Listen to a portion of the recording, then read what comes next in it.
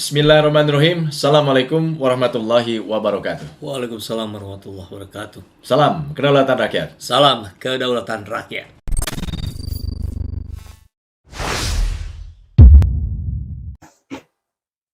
Ya, Bismillahirrahmanirrahim. Assalamualaikum warahmatullahi wabarakatuh. Salam kedaulatan rakyat. Selamat siang sahabat semua. Jam makan siang nih, jam 12 lebih 12 ya, di waktu Indonesia bagian Barat.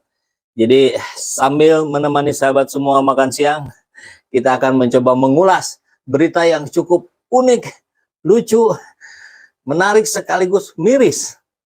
Ya kita tahu ya, Eko Kun tadi kemarin kena batunya. Dia salah sasaran, kemudian demi menjaga nama baik Ganjaris, akhirnya dia mundur. Dan yang lucu sekaligus mirisnya, ternyata kita dapatkan kabar dari Ganjar, dia ngaku nggak kenal Eko. Siapa Eko ya? Atau jangan sampai kemudian dia juga lupa, saya siapa ini? Saya ada di mana? Wah bahaya kalau begitu. Kan Anda salah satu capres yang juga kuat ya di negeri ini. Janganlah, jangan sampai lupa, jangan sampai banyak lupanya, kasihan yang lain. Ya, kita dapat kabar dari RMOL. Ganjar Pranowo ngaku tak kenal Eko Kun tadi dan tak ikuti Ganjaris. Wow, logis nggak sih? Pertama, Eko itu orang hebat, tokoh terkenal, influencer nomor wahid sedunia akhirat. Nggak ada yang kenal Eko, saya kira nggak masuk akal. Nggak tahu Ganjaris, apalagi itu nama dia. Jadi saya nggak ikuti Ganjaris, jadi saya tidak ikuti diri saya sendiri. Ya, Dian pun membeberkan, jadi tidak ada alasan Ganjar tidak kenal Eko. Selain terkenal, oke, udah itu. Dian pun membeberkan bukti bahwa Ganjar dan Eko pernah satu layar dan duduk dengan jarak sekitar kurang 1 meter. Tadi fotonya ya. Ganjar pernah jadi narasumber dalam video yang diunggah di kanal YouTube Cokro TV. Berjudul Ganjar Menggebrak Jateng.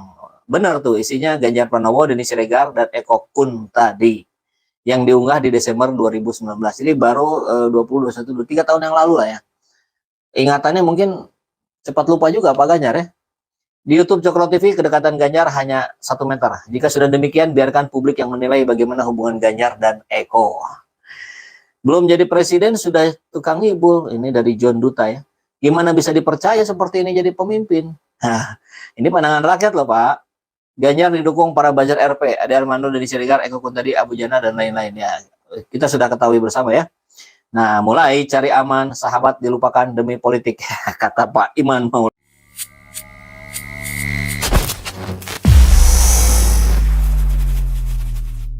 Rise.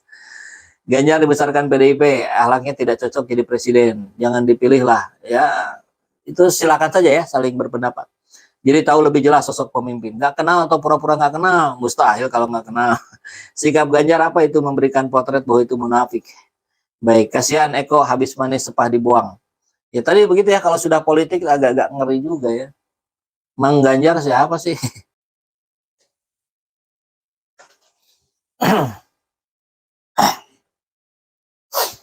Bismillahirrahmanirrahim. Assalamualaikum warahmatullahi wabarakatuh. Salam kedaulatan rakyat.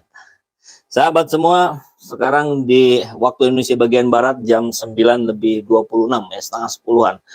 Yang sedang bekerja di kantor, barangkali sebentar lagi siap-siap sholat Jumat ya. Dan sebelum itu, saya ingin menyampaikan kabar terlebih dahulu tentang kelanjutan dari penistaan yang sudah dilakukan oleh seorang ya, Eko Kun tadi. Ya, kita tahu akhirnya dia dihantam oleh banyak orang, diingatkan, dikritik habis-habisan, dan akhirnya kemarin, lebih tepatnya tadi malam, dia akhirnya menjambangi Ponpes Lirboyo, mendatangi keluarga besar dari Ponpes tersebut untuk meminta maaf secara langsung. Dan singkatnya sih damailah gitu ya. Cuman tentu ini menjadi sebuah kesempatan yang sangat berharga untuk umat Islam di Indonesia untuk terus mendesak gitu, bahwa apa yang dilakukan oleh Eko Kun tadi bukan sekedar, ini disampaikan pula oleh Ning Imas, bukan sekedar menghina beliau, tapi yang jauh lebih besar adalah menghina ajaran Islam. Ini sih sudah betul-betul hal yang pelecehan terhadap sesuatu yang kita sakralkan, ajaran Islam.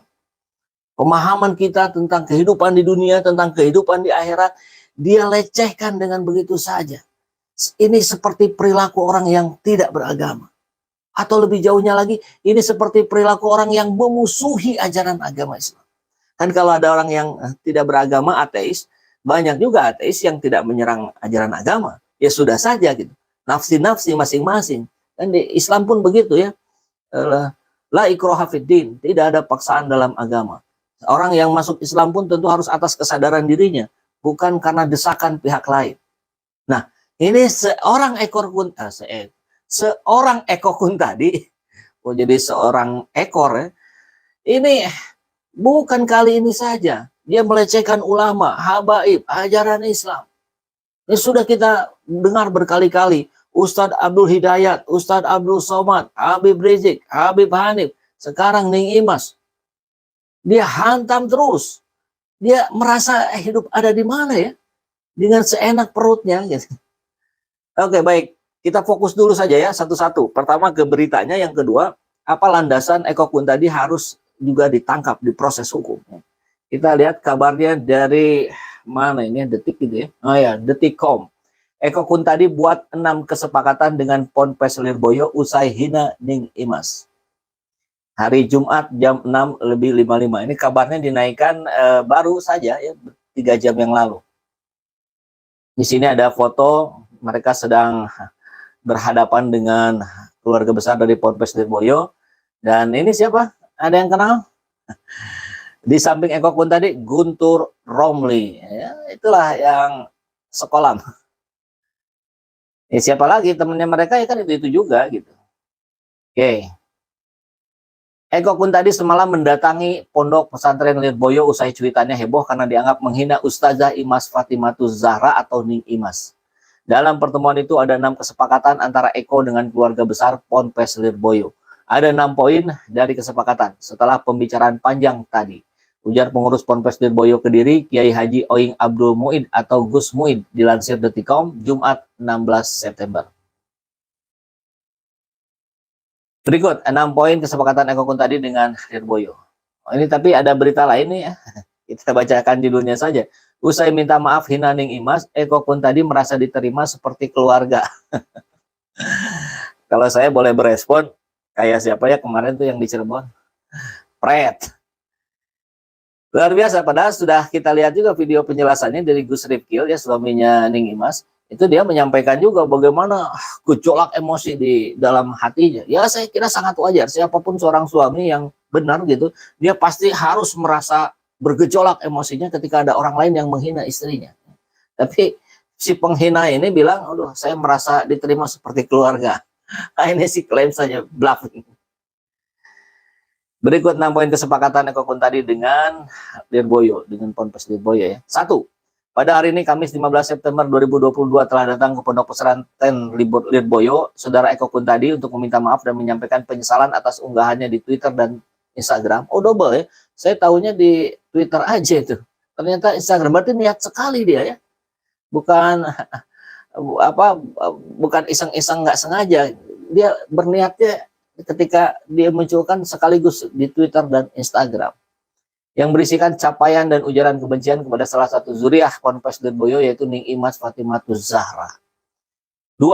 Saudara Eko pun tadi mengakui kesalahan dan kehilafannya pada unggahan itu serta siap bertanggung jawab atas dampak yang ditimbulkan. Ya baguslah, mudah-mudahan diproses hukumnya dan dia harus mau bertanggung jawab atas apa yang sudah dia ucapkan. 3. Di antara bentuk tanggung jawab itu, Eko Kun tadi hari ini menyampaikan permohonan maaf secara langsung kepada Ning Imas dan keluarga, serta siap menyampaikan permohonan maaf secara terbuka melalui media. Oke, itu silakan saja diproses, tapi saya kira saya kok memiliki keyakinan sekali dalam 1-2 hari ini akan ada elemen masyarakat atau perorangan bahkan yang paham pasal-pasal hukum untuk melaporkan Eko Kun tadi ini, tentu mewakili umat Islam ya. Kalau saya kan bukan orang hukum, jadi saya nggak begitu paham juga tuh proses-proses yang begituan. Tapi kita harapkan ya, buat sahabat semua juga yang sedang menonton hari ini, yang background pendidikannya hukum, sarjana hukum, bahkan master hukum, tolonglah dilaporkan juga lah ini. Kan persoalannya persoalan agama ini. Dia sudah melecehkan ajaran agama. 4. Ning Imas setelah mendapat petunjuk dari Masyaikh Pondok Pesantren Lirboyo telah menerima permohonan maaf atas saudara Eko Kun tadi.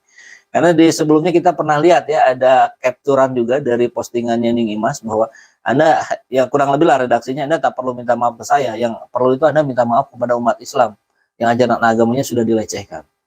Bahkan yang pertama kali sekali barangkali Anda harus minta maaf kepada Allah ya, kalau Anda merasa beragama Islam. 5. Pondok Pesantren Lirboyo meminta dan berharap kepada saudara Eko Kun tadi menjadikan kasus ini sebagai pembelajaran untuk bijak dan santun dalam bermedia sosial di masa-masa mendatang. Susah kalau meskipun sudah disepakati ya, tapi pandangan saya lah ya, tentu susah kalau sudah menjadi pekerjaan kan, kecuali dia menyatakan berhenti sebagai buzzer. Kan begitu. 6. Pondok Pesantren Lirboyo juga berharap pada Mas Eko Kun tadi dan kepada seluruh masyarakat luas agar media sosial tidak dijadikan sarana untuk menyampaikan ujaran kebencian dan caci maki, tapi justru digunakan untuk dakwah kebaikan dan menyampaikan informasi yang bermanfaat. Ya, dakwah itu amar ma'ruf nahi mungkar, menyerukan kebenaran dan nahi mungkar, mencegah kemungkaran, dan itulah yang kita lakukan. Kalau saya tidak begitu mendalami ilmu agama, maka saya tidak terlalu banyak beramar ma'ruf ya. Ini saya juga sedang belajar, tapi minimal gitu, untuk bicara tentang kemungkaran, mencegah kemungkaran gitu, ya itu domain yang harus kita lakukan kalau itu kita mampu gitu. Maka itulah adanya SJ Channel gitu. Kita akan terus menjadi salah satu yang ada di bagian terdepan, di garda terdepan untuk menghalau narasi-narasi buzzer yang sering melecehkan umat Islam. Karena ini sangat boleh jadi 1, 2, 10, 20, bahkan 100, 200, bahkan ribuan orang yang terpengaruh dengan ucapan-ucapannya Eko Kun tadi, Denny Siregar, Abu Janda, Ade Armando, dan yang lain-lain. Ini kan berbahaya sekali. Saya kira kita semua sepakat, orang-orang yang waras, orang-orang yang beragama dengan lurus, mereka semua sepakat bahwa kehancuran negeri ini, kalau bisa dikatakan demikian hari ini, salah satu kontributor terbesarnya adalah keberadaan buzzer yang dipelihara. Kenapa saya katakan dipelihara? Ya laporan terhadap polisi nggak ada nih sampai hari ini yang di follow up. Dan mudah-mudahan ya, mudah-mudahan per hari ini gitu, ketika polisi pun sedang membenahi dirinya, institusinya, yuk mulai equality before the law-nya diterapkan.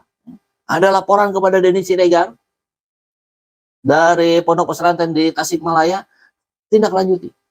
Ada laporan kepada Abu Janda, Eko Kun tadi yang ini, tolong tindak lanjuti, proses hukum, periksa dulu. Ya, oke, jangan dulu ditangkap kalau memang aturannya tidak bisa begitu ya, saya kurang paham. Tapi minimal periksa dulu gitu. Jangan sampai kepada Habib Rizik, kepada Habib Bahar bin Smith gitu. Bahkan kepada mahasiswa yang sedang berdemo dengan mudahnya saja main tangkap gitu. Tapi orang-orang ini yang sudah dilaporkan berkali-kali dibiarkan saja. Bagaimana negara ini bisa merasa nyaman rakyatnya gitu kalau tidak ada rasa keadilan di situ. Oke. Nah, saya kira ini yang menarik juga, mulai bermunculan pandangan yang sama dengan kita lah ya. Ini polisi mesti tangkap Eko Kun tadi karena pernyataannya masuk delik penistaan agama dan undang-undang ITE. Ya. Mudah-mudahan Refli Harun, siapapun yang mengerti hukum juga dorong ini gitu. Kita harus kawal kasus Sambo. Bahkan kalau perlu sampai juga pada, bukan sampai perlu, mohon maaf saya koreksi ya, harus sampai pada pengusutan ulang KM 50. Karena ada kecenderungan yang sama. Ada gaya-gaya model-model yang sama antara kasus Verdi Sambo dengan KM 50. Bahkan orang-orangnya pun ada yang sama. Kita kawal terus sampai di situ. Mahasiswa yang terus berdemo sampai hari ini, terus menolak, ingin membatalkan pemerintah, mendorong untuk pemerintah membatalkan kenaikan BBM. Kita support terus. Kalau ada dana 1-2 rupiah, mari kita sumbangkan untuk perjuangan mereka. Tapi untuk soal Eko Kun tadi pun tetap jangan sampai dilupakan. Ini penghinaan terhadap umat Islam. Kalau ini tidak diproses, maka akan bermunculan besok, lusa, minggu depan, ujaran-ujaran yang seperti ini kepada umat Islam. Umat Islam di Indonesia ini mayoritas. Tapi kok seperti yang mudahnya saja diobok-obok oleh orang-orang macam Eko ini. Nggak bisa kita berdiam diri terus. Sepakat ya sahabat semua. Nah, kita lihat pendapat dari tokoh ini. Nah, pakar kebijakan publik narasi Institut Ahmad Nur Hidayat meminta polisi menangkap pegiat sosial Eko Kuntadi karena pernyataannya masuk delik penistaan agama dan Undang-Undang ITE. Eko Kuntadi membuat pernyataan, ini kita dengar ya, kemarin atas kejadian ini Eko mundur dari Ganjaris karena takut merusak citra Ganjar katanya. Emang citranya bagus itu. Diketahui bahwa Eko Kuntadi telah melakukan penghinaan terhadap video. Ini sudah kita bahas kemarin. Membuat publik NU bereaksi, menyayangkan. Banyak warga NU geram atas pernyataan Eko Kuntadi tersebut karena dianggap telah melecehkan. Eko menjelaskan ini tanggung jawab pribadi. Nah, ini nih. Apa yang dilakukan Eko Kuntadi ini sudah masuk ranah pelecehan agama. Sehingga sudah masuk pada delik Undang-Undang ITE. Sehingga polisi harus segera bertindak terhadap Eko Kuntadi ini. Menurut Hidayat, hal ini juga menjadi ujian bagi kepolisian. Apakah berani bertindak terhadap Eko Kuntadi? Ini harusnya pakai tanda tanyanya. Tanda tanyanya 3 lah, yang gede-gede. Karena Eko bersama kolega-koleganya Deddy Siregar, Permadi Arya sudah berkali-kali dilaporkan oleh berbagai kelompok masyarakat ke kepolisian, tapi sama sekali tidak ada yang diproses. Mohon Pak Polisi, saya kira di antara polisi-polisi hari ini kita masih yakin masih ada dan mungkin banyak orang-orang kepolisian yang masih memiliki integritas. Tapi memang ketika sistemnya tidak kondusif, ini yang menyulitkan ya. Dan mudah-mudahan sistem ini perlahan membaik dan ya minimal cirinya inilah bisa diproses gitu laporan-laporan terhadap Abu Janda CS ini. Ini berbeda sekali perlakuan terhadap kelompok masyarakat lainnya yang karena satu pernyataannya di sosial media, kemudian yang bersangkutan langsung segera ditangkap oleh aparat keamanan. Ucapnya. Pernyataan Eko Kuntadi ini yang sudah menghina ajaran agama sudah termasuk kategori pelecehan agama. Nah, niat Eko untuk meminta maaf pada Ning Imas atas unggahannya tidak menggugurkan. Nah, mudah-mudahan ini digarisbawahi dengan tebal ya. Tidak menggugurkan pelanggaran Eko terhadap UU ITE karena pada dasarnya yang dihina itu bukan Ning Imas semata, tapi ajaran agama yang telah dilecehkan oleh Eko Kuntadi. Polisi mesti segera bertindak, segera menindak Eko Kuntadi. Jika tidak, maka polisi telah tebang pilih dalam penegakan hukum. Ya, ini yang ujian baru bagi kepolisian. Mudah-mudahan orang-orang yang berintegritas yang berada di dalam institusi kepolisian diberikan kesabaran. Sahabat-sahabat polisi, saya yakin masih banyak yang religiusitasnya juga tinggi, pemahaman agamanya juga bagus, dan saya kira kepada orang-orang inilah kita mulai bisa berharap ya untuk ditegakkannya keadilan hukum di negeri ini. Kita lihat komentar-komentar yang sudah muncul. Ini dari Anonymous User, Banser diam aja, belum kali ya. Sudah ada kok dari PC Ansor sudah berniat melaporkan, mudah-mudahan ditindaklanjuti ya. Karena dari Ponpes Lirboyo pun menyampaikan begitu.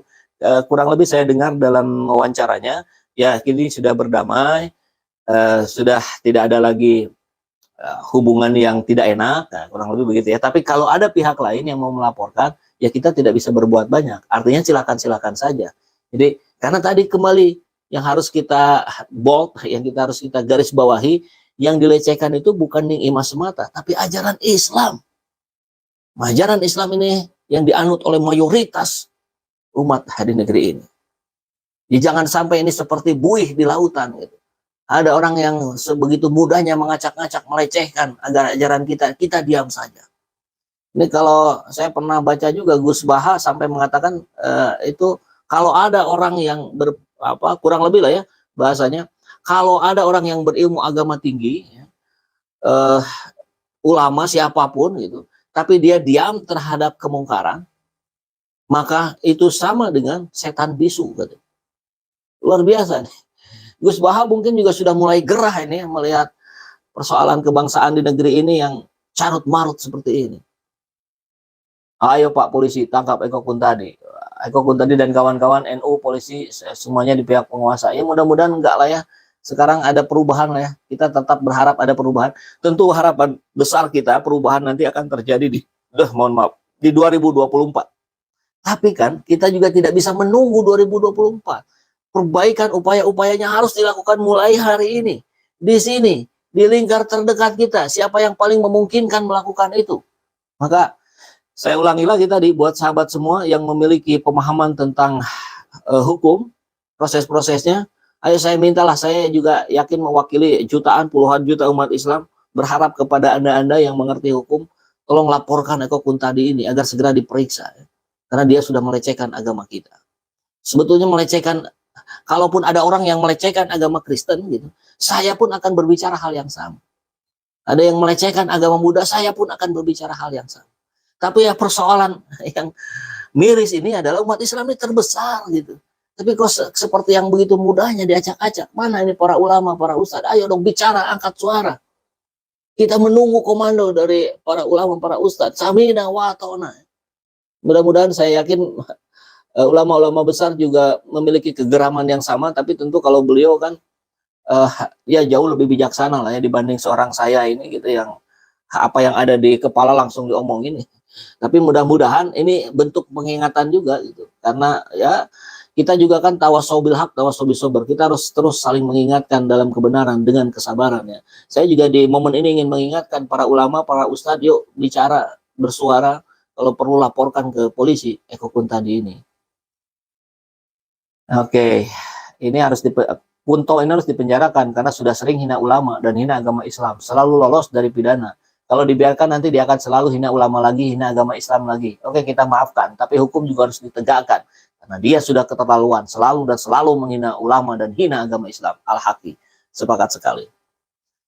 Gara-gara dia, pamor si Ganjar pun akan turun. Oh, bukannya sudah mulai menurun? Itu kode alam. Kalau di lingkaran Ganjar itu kumpulan anak-anak. Oke. Mana Banser? Sebetulnya agama Eko Kuntadi ini apa sih? Kok sering sekali menghina agama Islam? Itu tadi, bahkan ada sahabat saya, beragama Kristen, beragama Hindu, nggak pernah tuh nyerang-nyerang melecehkan seperti ini. Ini yang ngakunya agama Islam. Luar biasa. Ini apakah kategorinya masuk bukan lagi munafik, tapi sudah fasik gitu ya. Ayo Papo, respon dengan baik keinginan dari keadilan publik. Memang hukum memalukan. Oke. Ya, Bazar ini parahnya lebih parah. Nggak tersentuh hukum, believe or not. Ya mudah-mudahan di kalimat yang disampaikan Bu Lilis ini salah ya. Karena kita ingin dia diproses hukum gitu. Lagi-lagi tumpul. Oke, sekarang saatnya kita diskusikan komentar-komentar dari sahabat-sahabat semua yang sudah masuk. Saya kira nampak juga cukup banyak sekali. Ya, sudah hampir 500-an yang bergabung. Oke, kita lihat. Oh, banyak juga ini. Padahal waktunya bukan waktu yang prime time ini. Bang, jangan panggil Eko, cukup murtad aja. Waduh, saya nggak nyampe ilmunya sampai ke situ. Ini apa? Assalamualaikum, waalaikumsalam, Bang Ibu Aisyah. Muhammad Ihsan, polisi sekarang jadi buzzer kayak Eko Kuntadi. Enggak lah, polisi kan fungsinya bukan buzzer ya, tapi pengayom rakyat, sahabat rakyat. Mari munculkan itu ya.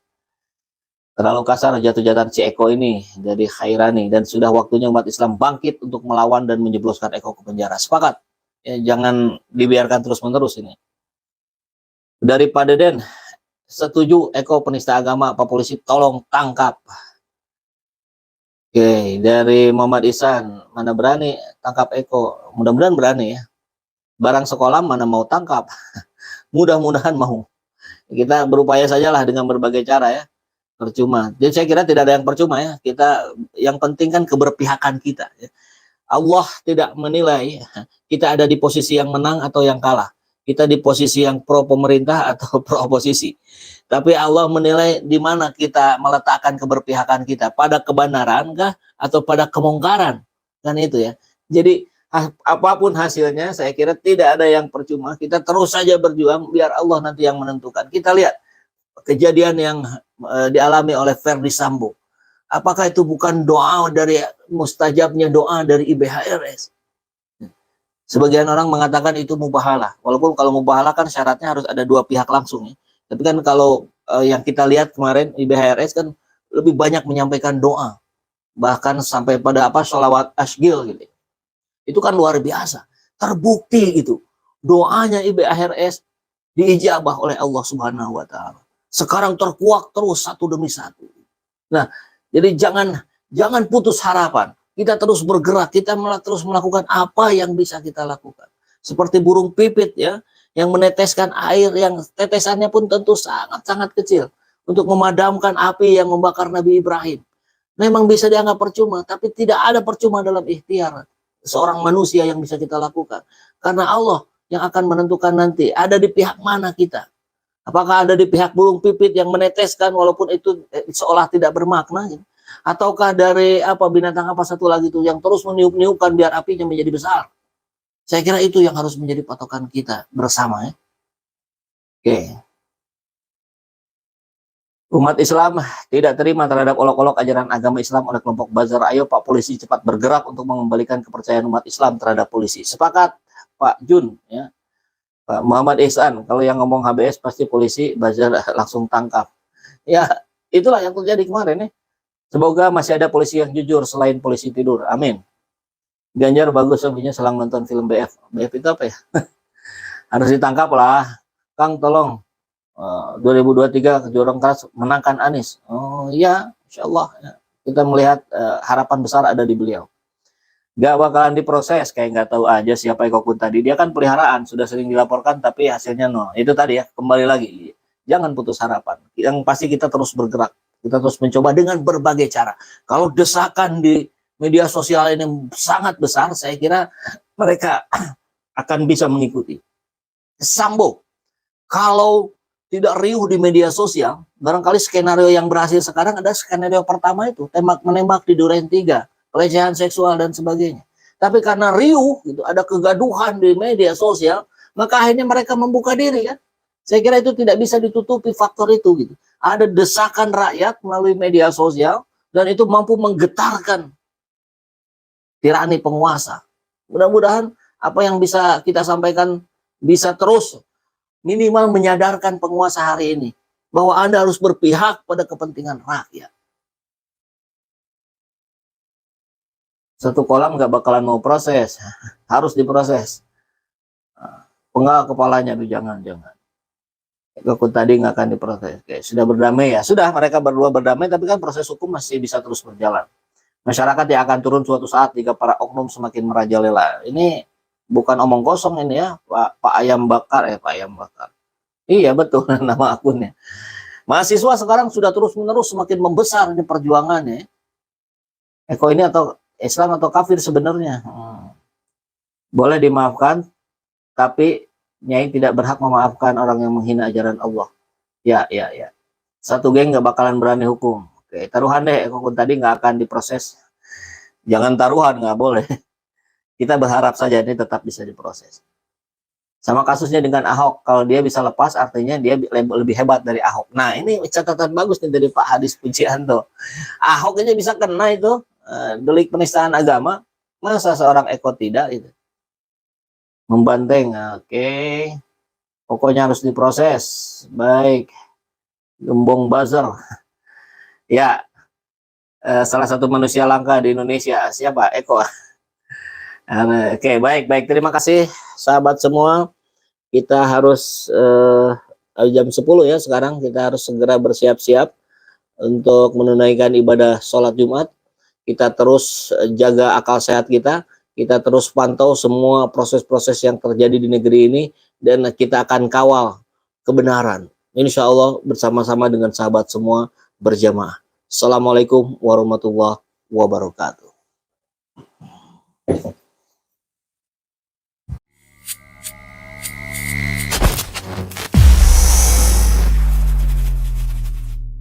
Adillah pada kami tak bodoh, meski memang kami tak pandai, tapi kami berjanji akan tetap mengkritik sesuai